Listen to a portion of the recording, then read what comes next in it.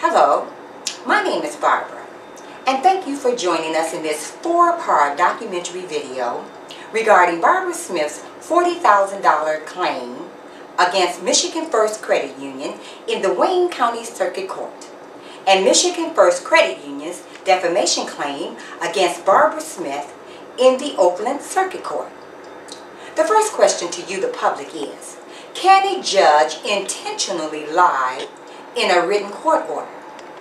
Well, that is exactly what Judge Amy P. Hathaway of the Wayne County Circuit Court did in this May the 17th, 2010 written court order, wherein she falsely states that Judge Michael Warren of the Oakland Circuit Court, in his February the 5th, 2010 court order, dismissed Michigan First Credit Union's defamation claim under MCR 2.116 parentheses C parentheses 3.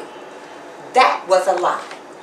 She also stated that it was under MCR 2.524.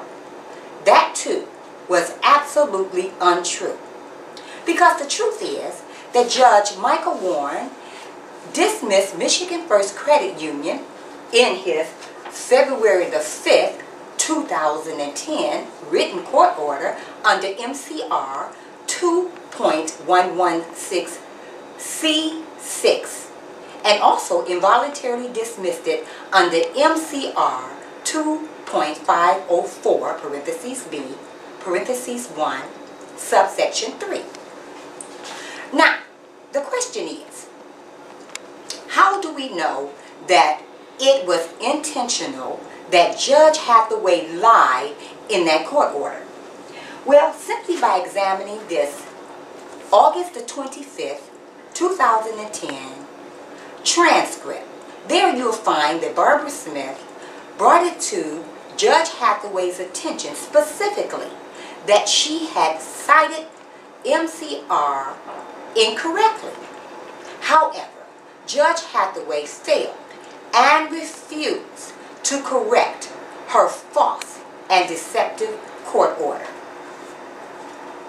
Now, how serious is that problem? Well, it is so serious that it allowed Judge Hathaway to continue in her conspiracy to dismiss Barbara Smith's $40,000 claim in the Wayne County Circuit Court on September the 15th, 2010. Now, what we're going to have for you is the video of Judge Michael Warren's February 5th, 2010 dismissal of Michigan First Credit Union's defamation claim in the Oakland Circuit Court. And after viewing that video, please feel free to comment and follow up on part 2 of this documentary video. Thank you.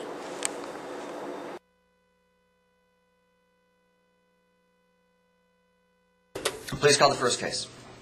Your Honor, calling for pretrial case number 2007-082-217-CZ, Michigan First versus Smith. Good morning. Please state your appearances for the record. Good morning, Your Honor. Barbara Smith on behalf of Barbara Smith. Good morning, Your Honor. Patricia Corkery on behalf of Michigan First Credit Union. Before the court is the motion to dismiss as previously narrowed on the record in connection with this case. I have taken it under advisement. I've reviewed the motion, the response, reviewed the materials provided by the responding party, and I therefore render this opinion in order. As a threshold matter, I previously denied the motion to supplement. That was done because moving counsel inappropriately cited 2.118E in the motion and then adamantly reaffirmed their reliance on that rule of court on the record, even though that was specious. The filing itself was a violation of the rules of court and is an argument not well grounded in fact and law. Therefore, not only did I deny the motion previously, but I find it's appropriate this time to strike it. The plaintiff was unprepared to address the issues raised by the order to show cause at the original hearing. The author of the motion before me today previously asserted in the now struck motion, the response, the motion to supplement, that in retrospect, she should have appeared for the original hearing. Meanwhile, the counsel that did appear offered speculation upon what happened, and the plaintiff has attempted to rectify that by citing an inappropriate rule of court to supplement the record. This conduct implicates Michigan Rule Professional Conduct 1.1b that a lawyer shall not handle a legal matter without preparation adequate to the circumstances, and 1.1c that neglect of a matter entrusted to the lawyer should not occur. The original response to the motion had a material misstatement of the law. It also inappropriately posited that MCR 2.113 only required disclosure of actions arising out of the same transaction occurrence if it arose in the same circuit court. That is clearly untrue, and after a very lengthy colloquy on the record with the counsel who did appear on that motion, it was begrudgingly conceded by the plaintiff at the original hearing on the motion. This is another argument that was not well grounded in fact or law and implicates the rules of professional conduct. The counsel for Michigan First also argued that the same untenable position in front of the court, and only conceded that, as I just mentioned, the position was incorrect after a lengthy colloquy after I read the rule to the lawyer. The conduct was repeated at the motion to supplement the hearing. This complaint was filed on April 21, 2007. The original response, dated January 8, 2010, states that, quote, at the time the verified complaint on April 12, 2007, there had been a countercomplaint, an amended countercomplaint brought by defendant Smith only, relating to the credit union's repossession of her vehicle and payments made on the vehicle. That's pages 3 to 4 in the original response to this motion. This, of course, was signed by counsel pursuant to MCR 2.114. The motion to supplement now claims that the amended complaint was not filed before the verified complaint was filed. This, too, was signed under MCR 2.114, and both cannot be true. Accordingly, there's at least one, if not more, violations of MCR 2.114 and arguments not well grounded in fact or law. This, again, implicates the Michigan Rules of Professional Conduct, here 3.3A1. The court also notes that although the author of the motion to supplement claimed that she was better prepared than the person who appeared for the original response, but what's striking about that argument is that the original response to the order to show cause and the motion to supplement are both signed by the same lawyer. Hence, other than as relied upon by the court, I strike both the supplement and the prior January 8th response. The moving party claims that this case did not arise out of the same transaction or occurrence. In fact, in the original response to the defendant's order to show cause, etc., the plaintiffs assert, quote, second, despite the 36th District Court and Wayne County Circuit Court litigation, this matter before this court involves a completely separate transaction, unquote, page 3. However, in a previously filed motion for summary disposition in Wayne County Circuit Court, attached as an exhibit to the motion to supplement, the plaintiff makes exactly the opposite argument for dismissal of the Wayne County claims asserted by the defendant. I would just highlight the first two headings of Michigan's first MCR 2.116C6 summary disposition brief of the Wayne County Circuit Court, both on page 6. Quote, number 1, Smith's allegations against the credit union have already been decided, unquote. Quote 2, Smith's claims were resolved in the Oakland County Circuit Court case, unquote.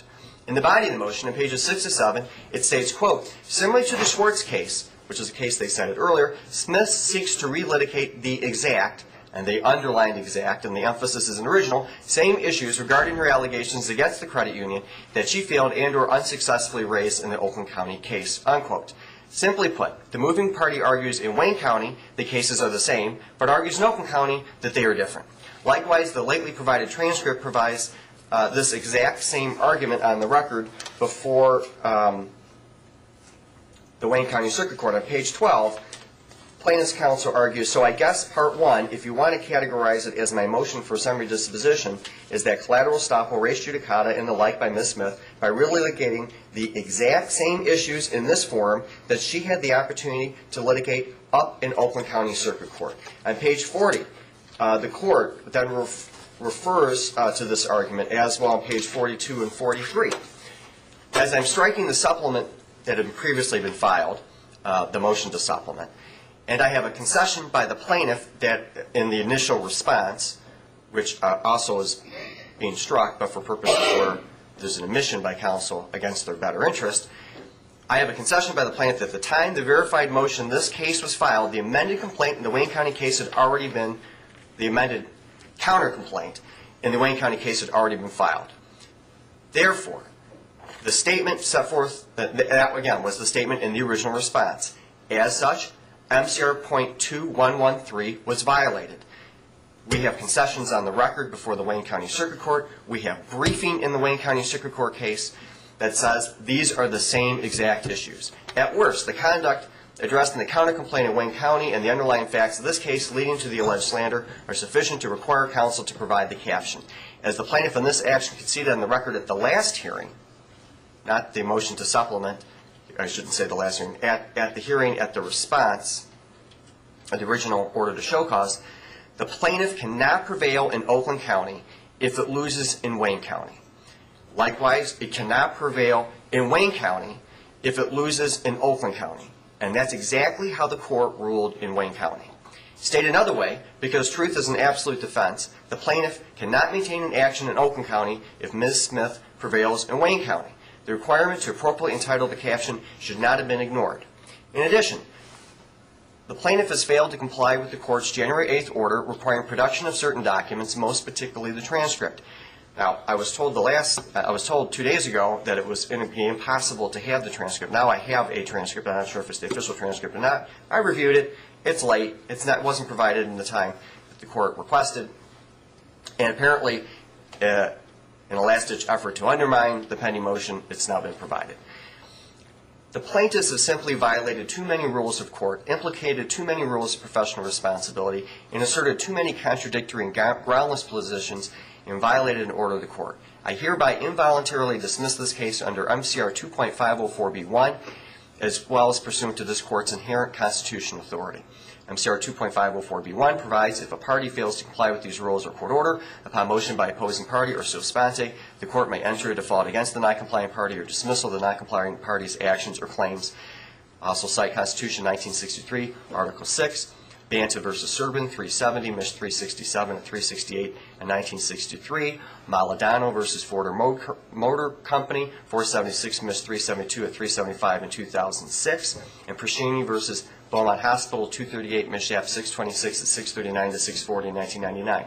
I find that no lesser sanction would be appropriate.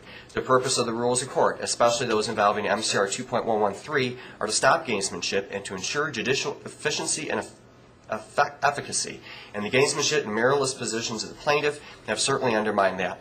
Perhaps one or two violations of the rules of court would not merit this drastic action, but Michigan's First Counsel's serial violations of the rules of court, contradictory positions both before this court and another court, leave this court little choice. So it otherwise would simply encourage and reward violations of the rule of court and propriety.